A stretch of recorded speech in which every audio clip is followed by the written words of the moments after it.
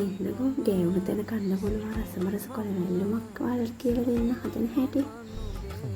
මේ තියෙන්නේ ඒ කොළ ජාතිය තමයි. මේවට ජපන් බඩු කොළ කියනවා. සමහර පැතිවල සිංගප්පූරු කොළ කියලා කියනවා. හරිම රස මම ආසම කොළ ජාතියක්.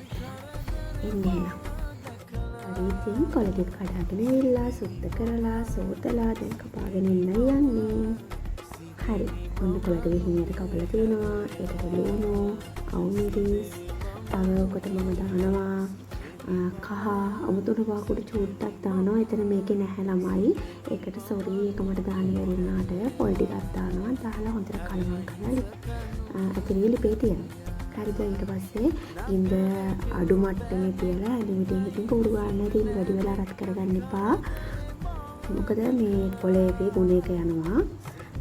හරි ඉතින් ඉතින් බාපු ගමන් ටක් ගාලා වෙනම තීසියකට කොළ ටික අයින් කරගන්න. මොකද ඇතුලේ තියෙන රසණයට තවත් මේක තැම්බෙන්න බලනවා. අන්තිමට මේ තියෙන මම හදාගත්ත ජපන් බටු කොළ මැල්ලුමයි හරිම රසයි හරිම කුණයි හදලා ඔයාලත් කාලා බලන්න.